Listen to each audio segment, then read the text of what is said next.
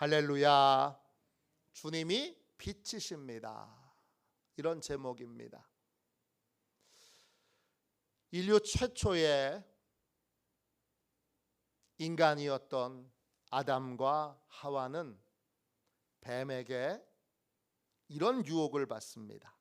창세기 3장 5절입니다. 너희가 그것을 먹는 날에는 너희 눈이 밝아져 하나님과 같이 되어 선악을 알 줄 하나님이 아심이니라. 뱀은 한 가지 사실로 아담과 하와를 유혹합니다.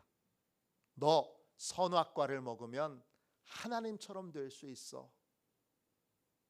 하와가 하나님처럼 되려고 선악과를 먹었습니다. 아담도 하와가 건네준 선악과를 먹었습니다. 왜? 하나님처럼 되려고. 그 이후 아담과 하와가 선악을 알게 하는 나무의 열매를 따먹은 이후 모든 인간에게는 이상한 욕망이 생겼습니다. 어떤 욕망이냐? 자신이 하나님처럼 능력이 있다는 걸 다른 사람에게 인정받고 싶은 욕구입니다. 아주 작은 선과를 내더라도 그걸 과시하고 싶고 자랑하고 싶은 것이 우리 인간이 가지고 있는 욕망입니다. 오늘 본문에 나오는 세례 요한에게도 능력 과시의 유혹이 찾아옵니다. 세례 요한은 어떤 사람입니까? 광야에 살면서 사람들에게 회개를 외쳤던 사람입니다. 당시 회개를 외쳤던 건 세례 요한 한 사람이 아닙니다. 그런데 세례 요한의 외침과 다른 설교자의 외침은 달랐습니다. 뭐가 달랐느냐? 세례 요한은 스스로 회개의 본을 보이면서 회개하라고 외쳤습니다. 다른 설교자들은 본을 보이지 못하니까 사람들이 뭐라 그랬냐면 너나 잘하세요 그랬어요. 당신 먼저 회개하세요 그랬습니다. 그런데 세례 요한은 달랐습니다. 세례 요한은 회개의 본을 보이면서 회개를 외쳤습니다. 마태복음 3장 4절입니다. 이 요한은 낙타 털옷을 입고 허리에 가죽띠를 띠고 음식은 메뚜기와 석청이었더라. 요한은 광야에 살면서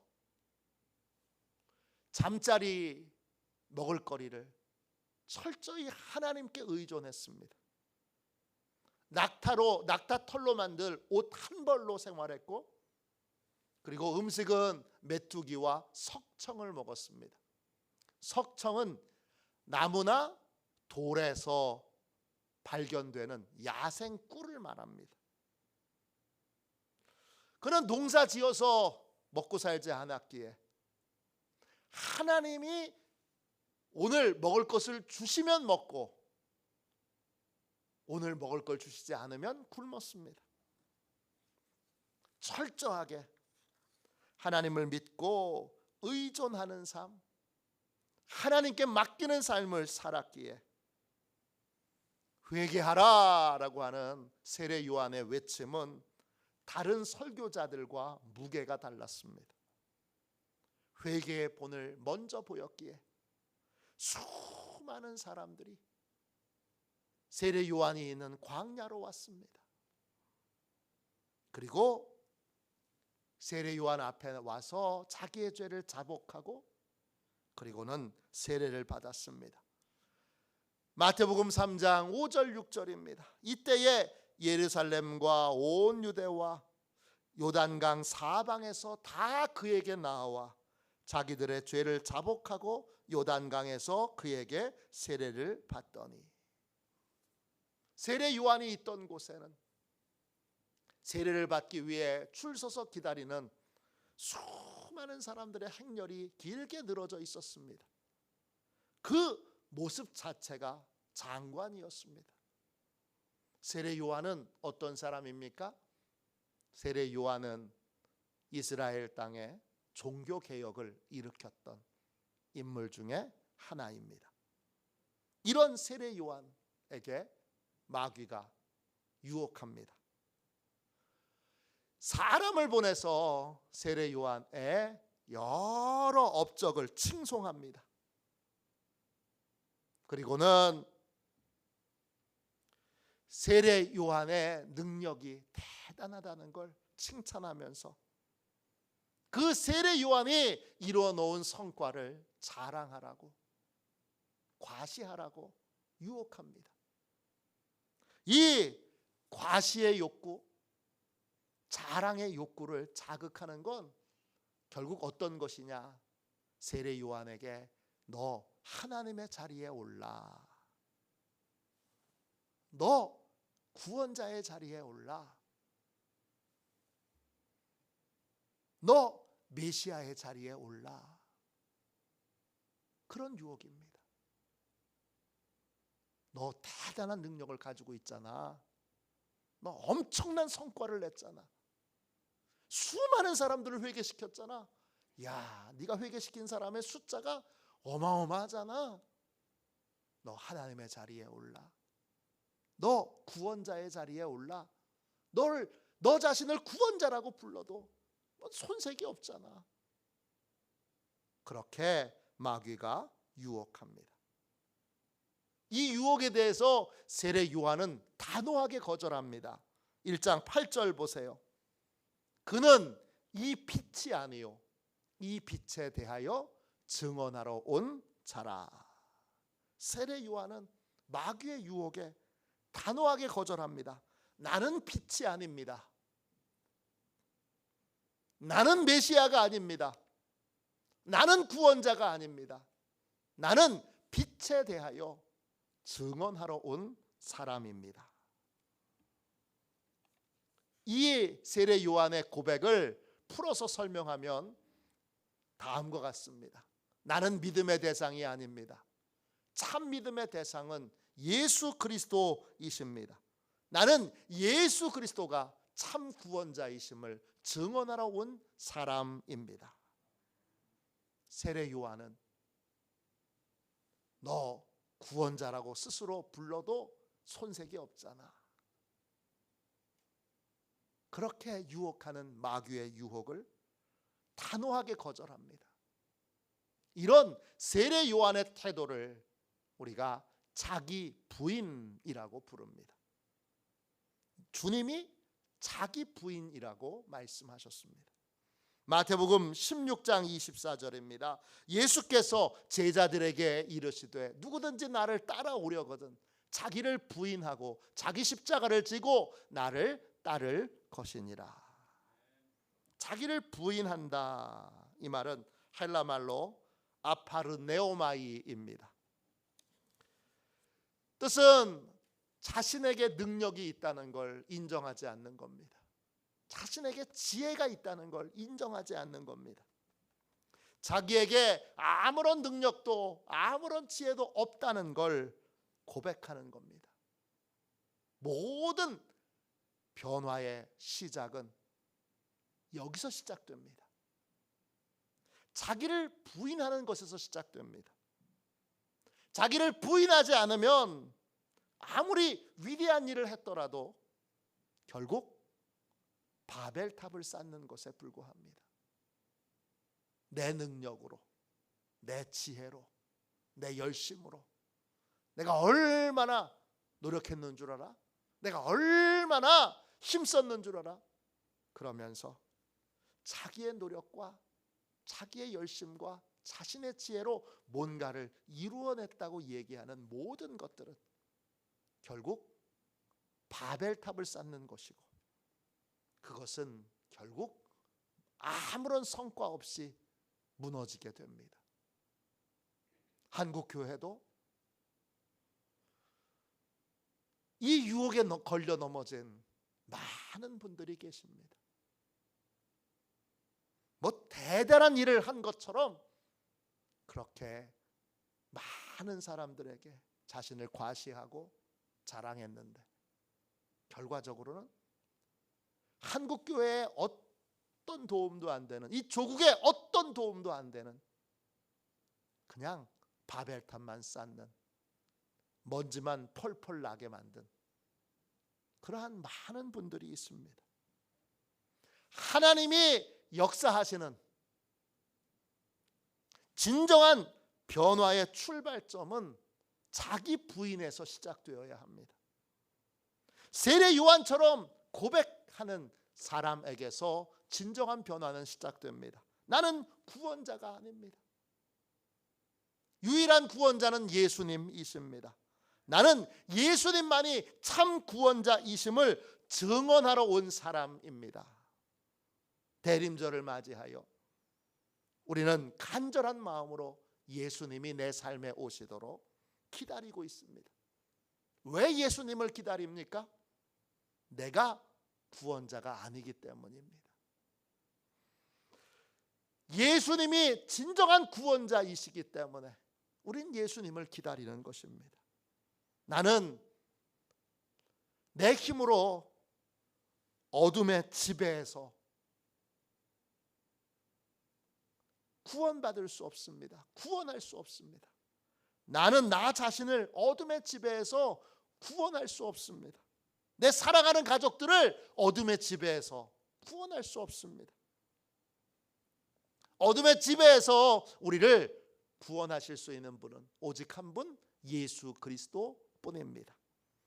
요한복음 1장 5절 말씀 보세요. 빛이 어둠에 빛이 돼 어둠이 깨닫지 못하더라 그랬습니다. 깨닫지 못한다 이 말이, 깨닫지 못한다 이 말이 헬라어로는 카타람바노입니다. 뜻은 무슨 뜻이냐? 붙잡혀 있다, 체포되어 있다 이런 뜻이에요. 왜 깨닫지 못합니까? 빛이 왔는데 왜 깨닫지 못합니까? 어둠에 사로잡혀 있기 때문입니다. 어둠에 체포되어 있기 때문입니다. 어둠에 묶여 있기 때문입니다. 이때 어둠은 영적 어둠입니다. 뭐가 옳은지 뭐가 그른지 알지 못하는 혼돈의 어둠입니다. 이 혼돈의 어둠에 사로잡혀 어디로 가야 할지, 어떻게 살아야 할지 모르는 그런 사람들을 구원하실 수 있는 분은 오직 예수님 뿐입니다. 그 혼돈의 어두움 가운데 있는 사람들을 빛으로 인도하실 수 있는 유일한 분은 우리 예수님 뿐입니다. 어둠의 지배에서 벗어날 수 있는 길을 우리는 알지 못하고, 우리에게는 어둠의 지배에서 구원할 수 있는 지혜도 능력도 없습니다. 그러므로 노력하지 말아야 합니다. 그리고 빛이신 예수님을 기다려야 합니다. 내 능력과 내 지혜로 어둠의 지배에서 벗어나 무엇이 옳고 무엇이 그른지를 바르게 판단할 수 없기에 주님의 능력과 지혜로만 가능하기에 우리는 주님을 기다려야 합니다. 주님, 내가 내 힘으로는 할 수 없기에 주님을 기다립니다. 내가 내 힘으로는 길을 찾을 수 없기에 주님을 기다립니다.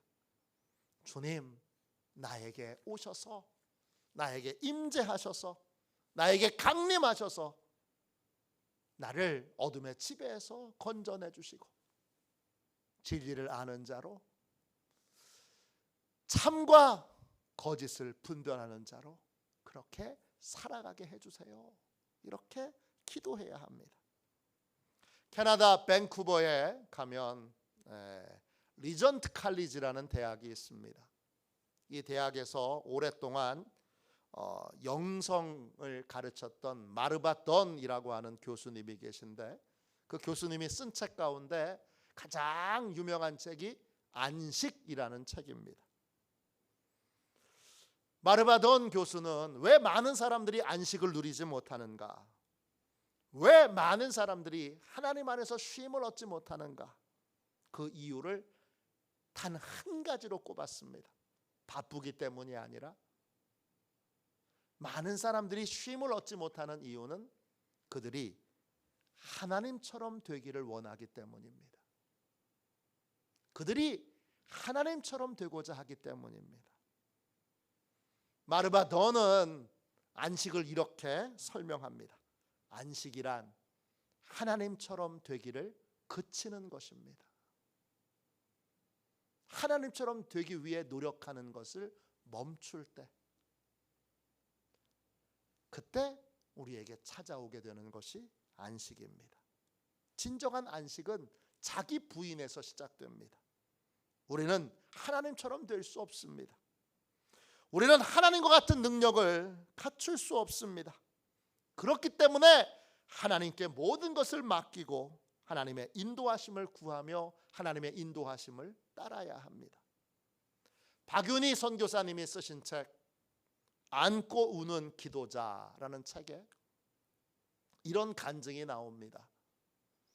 인천에서 기도 세미나를 할 때 한 예쁜 자매가, 키도 크고 얼굴도 예쁜 자매가 부모님의 손에 이끌려서 억지로 이 세미나에 참석을 했어요. 이 세미나에 참석하고 싶지 않은 표정과 태도가 역력했어요. 왜 이상한 곳으로 나를 데리고 왔느냐고 부모님을 탓하고, 그리고 세미나 강사들을 향해서 이렇게 고함을 쳤어요. 하나님이 살아있다면 너희 중에 누구라도 증거를 내놔봐. 너희들 다 위선자들 아니야? 이 자매는 모태신앙으로 부족함이 없는 가정에서 자랐습니다. 음악에 남다른 재능이 있어서 그렇게 어렵다는 서울대학교 음악대학을 졸업했습니다. 30살이 넘어가면서 어느 날 갑자기 하나님에 대한 의심이 마음에 찾아왔습니다. 그러자 주변에 있는 믿음의 사람들이 불편했습니다. 그래서 믿음의 사람들을 점점 더 피하게 되었고, 혼자 있을 때가 많아지면서 소외감과, 그리고 나중에는 그것이 우울증으로 발전했습니다.